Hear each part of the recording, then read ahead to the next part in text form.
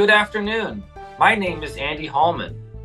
3 local athletes made the boys basketball all-state team. But first, today's top stories. Hundreds of community members were treated to free coffee at Dodici's in Washington earlier this month. The coffee was a tribute to the late Joe Ivanovich, a former regular at Dodici's who died last year. Amy Enfield, Ivanovich's daughter, said it was a fitting tribute to her father. Ivanovich had even suggested the kind gesture before his passing. Isabella Santoro, a manager at Dodici's, confirmed Ivanovich's legacy of altruism. She said he was a frequent customer since the restaurant first opened, with an informally reserved spot at table number 4 kept open for him.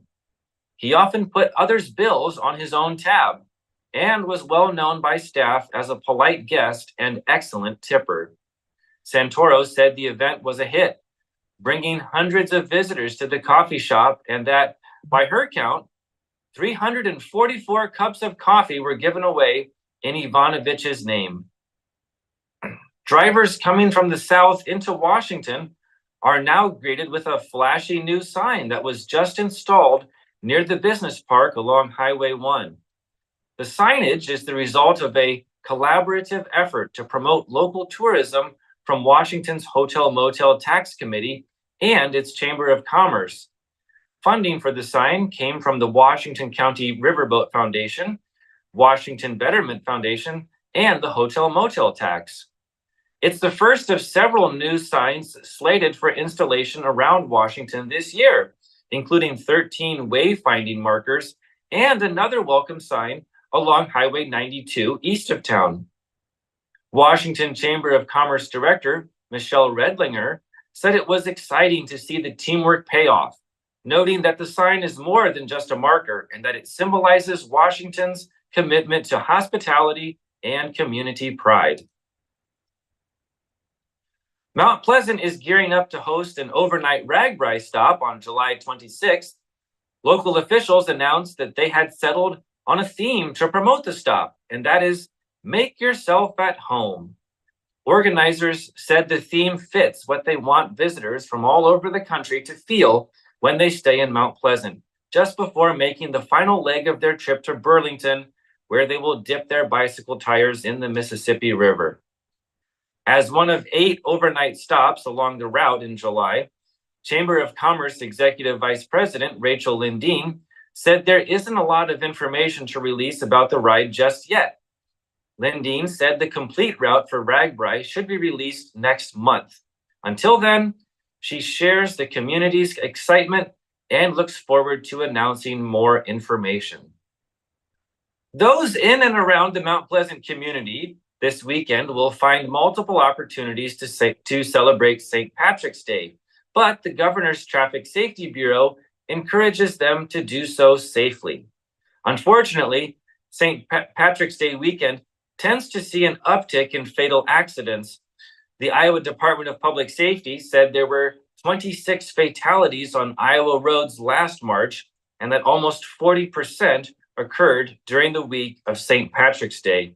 Mount Pleasant merchants are encouraging residents to enjoy the holiday responsibly, and they will have many opportunities to do so. Main Street Mount Pleasant will kick off the festivities with their annual Saving the Green Beer Walk tonight, March 14th. For $10, attendees will receive a cup to use as they explore downtown businesses for special deals and indulge in seasonal beers and treats, all between 5 and 7 p.m. Participants are encouraged to get into the St. Patrick's Day spirit and don their best green outfits as they venture from stop to stop. Addington Place of Mount Pleasant will keep the celebrations going Friday morning as they host bagpipe player Gene Wilkerson at 10 a.m. That event is free and open to the public. Later that day, Mount Pleasant Golf and Country Club will offer food and drink specials along with music, a golf game, a 50-50 raffle, bingo, and silent auction from 5 to 10 p.m. As the temperature climbs into the 70s, kids in Southeast Iowa are already thinking about summer and spending the day at the local pool. Though Fairfield's outdoor pool won't be open until school is out, its indoor pool was full of youngsters Tuesday who had come for the rec center's spring break pool party. Kids got to play with toys that are not normally allowed in the pool, such as inner tubes, noodles, and squirt guns. A number of the swimmers showed off their skills on the diving board, doing flips and cannonballs. Fairfield Parks and Rec employee Jessica Serdorius planned the event, which was intended for children ages 8 to 18. She said the rec center puts on these special events throughout the summer to give kids an opportunity to get out of the house. Those who missed Tuesday's party shouldn't fret because the rec center is hosting another spring break pool party today from 1 to 4 p.m. And looking ahead, the Parks and Rec Department's next special event is the Easter egg hunt on Saturday, March 30th at Chautauqua Park. The free event begins at 10 a.m. and is intended for children in grades preschool through 5th. Employees of Traffic's Devices in Fairfield donated more than 3,000 pounds of food to the Lord's Cupboard on Monday, March 11th. The impressive donation was so massive that Justin Clements of Outdoor Oasis had to use a forklift to transport all the pallets of canned goods off a trailer. Traffic's Devices plant manager Mike Parker said the company's employees have done an annual canned food drive for the Lord's Cupboard for a few years, but this year's donation was especially large because they decided to turn it into a competition.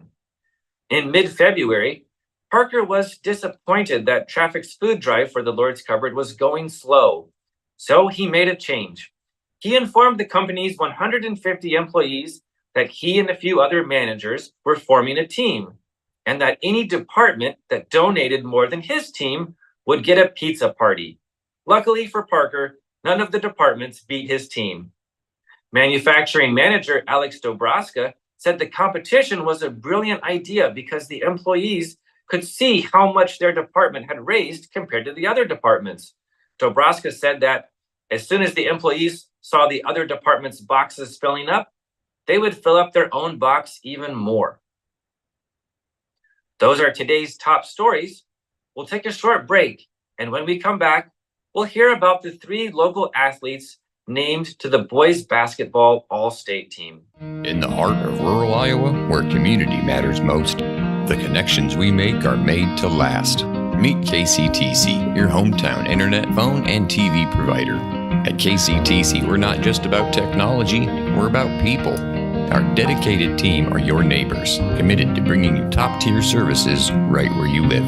We believe in giving back to the community that raised us. Experience the power of a real connection with KCTC. Join us in building a stronger, more connected Southeast Iowa. Welcome back to Newsbreak, everyone. This is your sports editor, Andy Krutzinger, with your sports report for March 14th, Pi Day of 2024. And we have some news on the hardwood with the Iowa Print Writers Association's all-state boys basketball teams.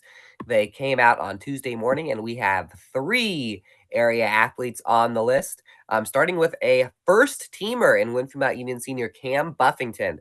Buffington did not even make the state tournament or the all-state team last year. This year, he does make the state tournament with Winfield Mount Union. You saw the Wolves go all the way to the semifinals, and he made the all-tournament team, and now he is a all-state first-teamer. Buffington scored 18.8 points per game this year, 7.4 rebounds per game for the Wolves. So that's his senior year, a big accomplishment for him. He was also the Super Conference North Player of the Year. Speaking of Players of the Year, SEC Player of the Year, Peyton Higgins, is once again a second-team all-state basketball player. Higgins is coming off of a winter where he scored 22.8 points per game, pulled down 5.9 rebounds, also had 2.3 steals per game, which led the Panthers. Higgins was a second-teamer last year, back on the second team this year. For Mount Pleasant, that was our only 3A nominee, only one out of the big schools. And Sawyer Stout from Keota is a second-teamer in Class 1A.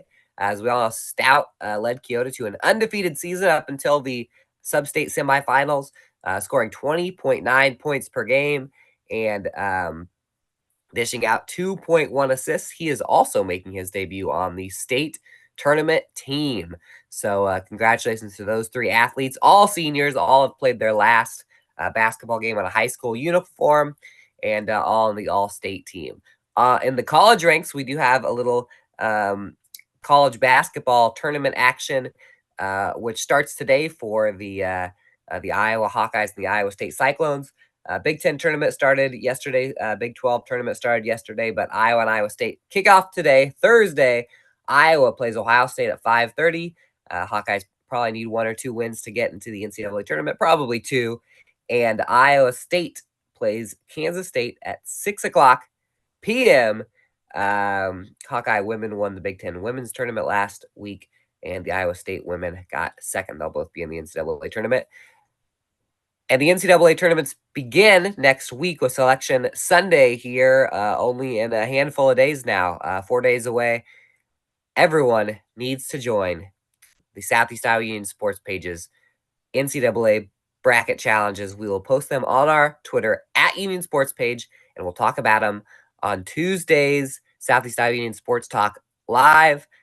We promised prizes last year and didn't deliver. This year, we're totally delivering on everything. So pay attention to that. Pay attention to our Twitter, and we'll have a nice turnout again, I'm sure, for the NCAA bracket challenges. Men's and women's, we're doing 2 tournaments this year. That's all for sports. When we come back with News Break, we've got your obituaries. Federation Bank is a locally owned bank providing award-winning customer service. We believe that we are more than just a federation of banks, but a federation of communities, serving Brighton, Richland, Wellman, and Washington, Iowa. Federation Bank's highly skilled staff is here to make sure you are able to accomplish your personal and professional goals, whatever they may be. Federation Bank, your family bank. Hello and welcome back to Newsbreak. It is now time for your obituaries. Martha Corpus Hernandez of Washington passed away on March 11th at the age of 66. Funeral services will be held at 10:30 March 16th at the East Union Mennonite Church. Jane Ruth Janie Utterback of Knoxville passed away on March 9th at the age of 78. Caroline J. Smith Dorothy of Mount Pleasant passed away on March 10th at the age of 91. A funeral service for Caroline will be held at 11 a.m. on March 15th at the Calvary Baptist Church. That is your news to Southeast Iowa. I've been your host, Alex Snyder. This has been your News Break, and I will see you next time.